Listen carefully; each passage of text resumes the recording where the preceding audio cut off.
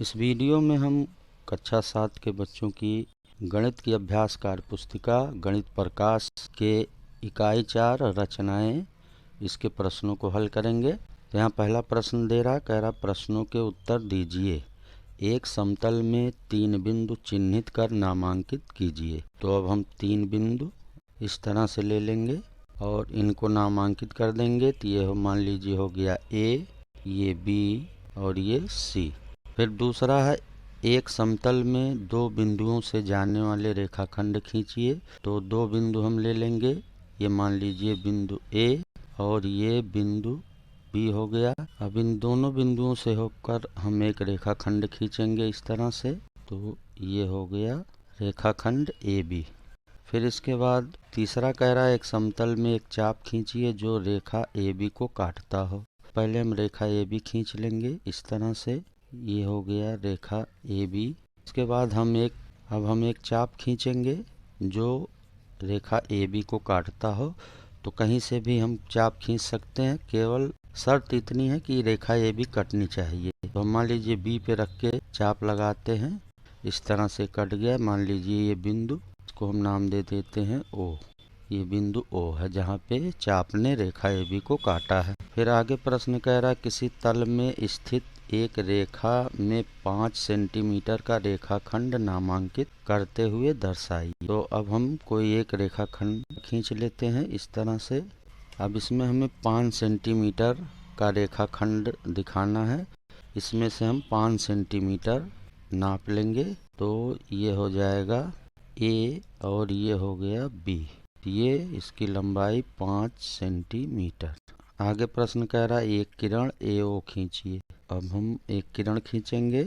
किरण में हम तीर का निशान लगाते हैं इस तरह से, ये हो जाएगा ओ ए। फिर कह रहा है, एक वक्राकार रेखा खींचिए। एक वक्राकार रेखा खींचिए। वक्राकार रेखा खींच सकते हैं, इस तरह से खींच सकते हैं, इस तरह से भी खींच सकते हैं वक्राकार। दूसरा प्रश्न है, पटरी व प्रकार की सहायता से दिए हुए रेखाखंड को 2 समान भागों में विभाजित करना। यहाँ कह रहा है, एक रेखाखंड ए बी 6 सेंटीमीटर खींचिए। तो हम 6 सेंटीमीटर रेखा खींचेंगे। ये 6 सेंटीमीटर रेखा हो गई ए और बी। इस तरह से 6 सेंटीमीटर हम खींच लेंगे। फिर कह रहा है, रेखाखंड ए बी का आधा कितना होगा। तो रेखाखंड ए बी का आधा ये 3 सेंटीमीटर होगा। फिर आगे कह रहा, रेखा ए बी पर प्रकार व पेंसिल से बिंदु ए को केंद्र मानकर 3 सेंटीमीटर त्रिज्या का चाप लगाइए जो रेखाखंड ए बी के मध्य भाग के दोनों तरफ ऊपर एवं नीचे हो। तो सबसे पहले हम 6 सेंटीमीटर रेखा इस तरह से खींच लेंगे। ये 6 सेंटीमीटर की रेखा हो गई ए और बी। अब इसके बाद यहाँ कह रहा है, 3 सेंटीमीटर की त्रिज्या लेकर ए को केंद्र मान के चाप लगाना है। तो हम आधे से अधिक दूरी लेंगे यहाँ पे और इस तरह से पहले ए को केंद्र मान कर चाप लगाएंगे ऊपर और फिर इसी तरह से नीचे चाप लगाएंगे। फिर इसके बाद आगे कह रहा, उसी त्रिज्या 3 सेंटीमीटर का चाप बिंदु बी को केंद्र मानकर खींचेंगे जो पूर्व चाप को रेखाखंड ए बी के दोनों ओर काटता है। अब पुनः हम इसी दूरी का चाप यहाँ बी पे रख के लगाएंगे इस तरह से। अब इस तरह से दोनों चाप एक दूसरे को काटेंगे। फिर आगे कह रहा है, चापों के दोनों मिलान बिंदु को मिलाएंगे जो रेखाखंड ए बी को एक बिंदु पे काटेगा। ये दोनों चाप जहाँ एक दूसरे को काटे हैं, अब इनको हम मिलाएंगे। ये मान लीजिए ए बी को बिंदु ओ पे काट रहा है। फिर आगे कह रहा है, रेखाखंड ए बी पर कटान बिंदु के दोनों ओर के भागों को नापकर लिखिए। दोनों ओर के भागों को हम नापेंगे। तो पहले ए ओ को नापेंगे, ये 3 सेंटीमीटर है, 3 सेंटीमीटर हो गया। ओ और बी को नापेंगे, ये भी 3 सेंटीमीटर है, तरह से भी 3 सेंटीमीटर हो जाएगा। यह दोनों भाग कटान बिंदु से समान दूरी पर हैं, तो ये हो जाएगा हाँ समान दूरी पे है। फिर क्या, रेखा ए बी पर कटान बिंदु मध्य बिंदु है, तो ये भी हो जाएगा हाँ। इस प्रकार हम किसी दिए हुए रेखाखंड को 2 बराबर भागों में बांटते हैं। तीसरा प्रश्न, एक 8 सेंटीमीटर रेखाखंड को पट्टी व प्रकार से 2 बराबर भागों में विभाजित कीजिए। ये 8 सेंटीमीटर का एक रेखाखंड दिया गया है, इसको 2 बराबर भागों में बांटेंगे हम। तो इसके लिए हम आधे से अधिक दूरी लेकर पहले ए को केंद्र मानकर चाप लगाएंगे इस तरह से ऊपर, और फिर ए बी रेखाखंड के नीचे दोनों तरफ। फिर अब बी को केंद्र मानकर हम चाप लगाएंगे रेखाखंड ए बी के ऊपर नीचे। अब ये दोनों चाप एक दूसरे को काटेंगे और इनको हम एक दूसरे से इस तरह से मिला देंगे। यही जो है रेखाखंड ए बी इस तरह से दो बराबर भागों में बंट जाएगा। तो इस तरह से 8 सेंटीमीटर की रेखा को हम दो बराबर भागों में बांटते हैं। फिर यहाँ कह रहा है यदि P रेखाखंड AB का मध्य बिंदु है तो AP की माप क्या होगी। तो अब ये रेखाखंड AB दिया गया है, P इसका मध्य बिंदु है और रेखाखंड की लंबाई 6 सेंटीमीटर है। A और P का माप ये आधा हो जाएगा, 6 का आधा ये हो जाएगा 3 सेंटीमीटर। फिर यहाँ पांचवा प्रश्न है, एक 10 सेंटीमीटर की रेखा AB पर OC लंब समद्विभाजक है, AC की लंबाई बिना मापे बताइए। यहाँ AB 10 सेंटीमीटर का ये रेखा दिया गया है और OC इस पे लंब है और साथ ही साथ इसको दो समान बराबर भागों में बांटता है। तो चूंकि ये AB 10 सेंटीमीटर है तो A और C अगर इसकी लंबाई को देखें तो 10 का ये आधा होगा, तो ये हो जाएगा 5 सेंटीमीटर। यहाँ पे जो प्रश्न दिया गया है 10 सेंटीमीटर माप के रेखाखंड को पटरी एवं प्रकार की सहायता से 4 बराबर भागों में बांटिए। तो अब हम 10 सेंटीमीटर की रेखा को 4 बराबर भागों में बांटेंगे। तो इसके लिए हम सबसे पहले एक 10 सेंटीमीटर की रेखा खींचेंगे। तो ये हो जाएगा 10 सेंटीमीटर की रेखा, ये 10 सेंटीमीटर की रेखा हो गई। अब इसका हम नाम दे दें A और B। अब इसको हमें 4 बराबर भागों में बांटना है। तो इसके लिए हम क्या करेंगे, बिंदु A से एक न्यून कोण खींचेंगे। इस तरह से न्यून कोण एक बनाएंगे हम बिंदु A पर। न्यून कोण का माप कुछ भी हो सकता है, तो इस तरह से ये एक न्यून कोण हो गया। अब इसके बाद इसका हम नाम दे दें, ये हो जाएगा O। ये हमने एक न्यून कोण बना दिया है OAB। रेखा AO से समान दूरी पे 4 चाप लगाएंगे, क्योंकि हमें AB को 4 भागों में बांटना है। इसलिए समान दूरी पे किसी भी लंबाई का हम किसी भी नाप का प्रकार में दूरी ले सकते हैं। हमें केवल ये ध्यान रखना है 4 चाप लगाना है। तो ये हो गया 1, फिर 2, 3 और इसके बाद ये 4। तो इस तरह से 4 चाप लगाएंगे।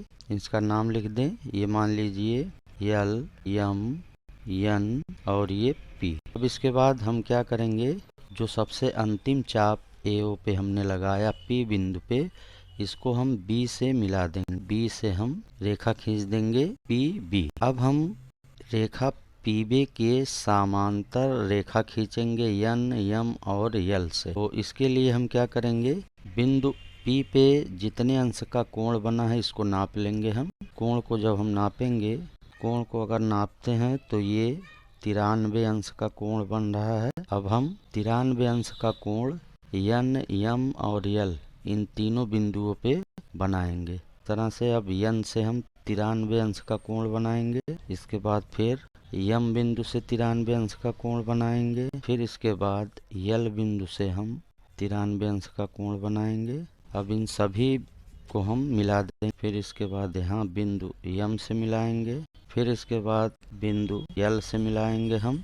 इस प्रकार रेखा PB के समांतर हम रेखाएं खींच लेते हैं। रेखा AB को ये जहाँ जहाँ कटा इसका नाम दे दें। ये मान लीजिए B1, ये B2, ये B3। रेखा AB जो है ये 4 बराबर भागों में बंट गया है। इसमें पहला भाग AB1, दूसरा B1 B2, तीसरा B2 B3 और उसके बाद चौथा B3 B। ये 4 बराबर भागों में बंट गया है। नीचे कह रहा प्रत्येक भाग की माप करें और लिखें। अब ये 10 सेंटीमीटर की रेखा थी, अगर हम इसके प्रत्येक भागों को नापेंगे वो 2.5 सेंटीमीटर का। इस तरह से ये 2.5 सेंटीमीटर AB1, फिर B1 B2 ये भी 2.5 सेंटीमीटर, फिर B2 B3 ये भी 2.5 सेंटीमीटर, फिर B3 और बी, ये भी 2.5 सेंटीमीटर किसी दिए हुए रेखा को पटरी और प्रकार की सहायता से बराबर भागों में बांटते हैं। दिए गए कोण के बराबर कोण बनाना सीखेंगे। यहाँ पे कह रहा है दिए गए कोण के बराबर कोण बनाना। पार्श्व चित्र में कोण ABC की माप बताइए। तो यहाँ पे चित्र दिया गया कोण ABC की, तो इसका माप बताना हमें, ये कितने अंश का कोण है। तो अगर हम इसको नापें तो ये कोण जो है ये 55 अंश का है। कोण की माप ये है 55 अंश, तो यहाँ हम लिख देंगे 55 अंश। फिर अब इसके बाद इसी कोण के बराबर हमें कोण बनाना है। यहाँ कह रहा बिंदु B को केंद्र मानकर किसी त्रिज्या का चाप लगाइए। अब यहाँ हम बिंदु B को केंद्र मानकर किसी भी दूरी की त्रिज्या का इस तरह से एक चाप लगाएंगे। अब ये चाप AB रेखा को O बिंदु पे और BC को P बिंदु पे काट रहा है। फिर आगे कह रहा है अब एक अन्य रेखाखंड PQ तथा समान त्रिज्या के चाप को बिंदु P को केंद्र मानकर बनाइए। अब हम एक रेखाखंड खींच लेंगे। ये रेखाखंड हो गया PQ। अब जो चाप हमने यहाँ पे लगाया था जिस दूरी का, अब इसी दूरी का चाप हमें यहाँ P बिंदु को केंद्र मानकर इस तरह से लगाना है जो P और Q को काटता हुआ जाए। तो ये मान लीजिए यहाँ हम X बिंदु पे काट रहा है। अब इसके बाद आगे कह रहा है अब कोण में चाप के भुजाओं पर कटान बिंदु को प्रकार से नाप करें। यहाँ पे हम जो चाप लगाए थे कोण ABC में, अब इसके हम इस कटान बिंदुओं को नापेंगे प्रकार से। उसके बाद हम अब फिर कह रहा है प्रकार से उसी त्रिज्या का चाप रेखाखंड PQ पर कटान बिंदु से बनाइए। तो यहाँ ये रेखाखंड PQ X पे कटा था। अब यहाँ पे हम रख के जो दूरी हमने यहाँ पे नापी है यही हम यहाँ चाप लगा देंगे। अब ये मान लीजिए यहाँ पे दोनों चाप एक दूसरे को काट रहे हैं। अब इसके बाद अब P से हम इसको मिला देंगे। ये हमने का नाम दे दिया R। कोण बन गया RPQ। यहाँ फिर आगे कह रहा है कोण ABC की नाप अंश में लिखिए और कोण PQR की नाप अंश में लिखिए। अब हम कोण RPQ की नाप करेंगे। तो जब हम इस कोण को नापते हैं तो ये कोण भी 55 अंश का आता है। कोण भी 55 अंश का है। इस कोण के बराबर कोण ABC के बराबर RPQ। तो दोनों कोण जो है ये बराबर हैं। फिर यहाँ आगे कह रहा क्या कोण ABC और कोण PQR दोनों बराबर हैं। तो ये हो जाएगा हाँ, दोनों कोण बराबर हैं।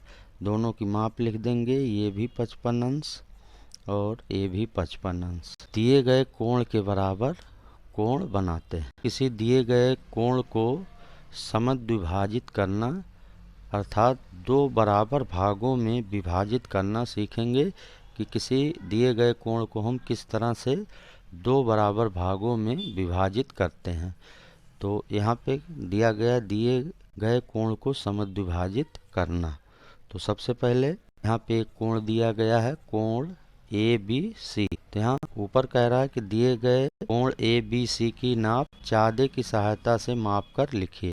तो अब अगर इस कोण को हम नापते हैं, कोण का माप कोण ABC ये 40 अंश का कोण है। अब फिर आगे कह रहा है बिंदु B को केंद्र मानकर प्रकार की सहायता से किसी त्रिज्या का चाप खींचिए जो BC और AB को PQ पर काटता हो। तो अब हम B को यहाँ केंद्र मानकर एक चाप लगाएंगे जो रेखा AB और BC दोनों को काटे। इसे ये हम एक चाप लगा दिए। तो ये AB को ये P बिंदु पे काटता है, BC को ये Q बिंदु पे काटता है। अब इसके बाद फिर आगे कह रहा है कि बिंदु P और Q को केंद्र मानकर किसी त्रिज्या का चाप खींचिए जो एक दूसरे से S बिंदु पर मिलते हैं। अब इसके बाद हम एक बार P को केंद्र मानकर सामने इसके इस कोण के सामने एक चाप लगाएंगे इस प्रकार। फिर एक बार Q को केंद्र मान के एक चाप लगाएंगे। अब ये दोनों जो है चाप एक दूसरे को S बिंदु पे काट रहे हैं। अब इसके बाद हम आगे कह रहा बिंदु यस को बी से मिलाइए और कोण यस बी सी को नाप कर बताइए। कटान बिंदु यस को बी से मिलाएंगे। अब इसके बाद हमें कोण यस बी सी इसकी नाप करना है। तो अब इसका नाप हम करेंगे जब, तो ये 20 अंश का कोण बना, ये हो गया 20 अंश का कोण। फिर आगे कह रहा क्या कोण यस बी सी कोण ए बी सी को समान 2 भागों में विभाजित करता है। तो हाँ, ये 2 भागों में विभाजित हो रहा है। ये 40 अंश के कोण को हम 2 बराबर भागों में 20-20 अंश के कोणों में इस तरह से हम विभाजित करते हैं।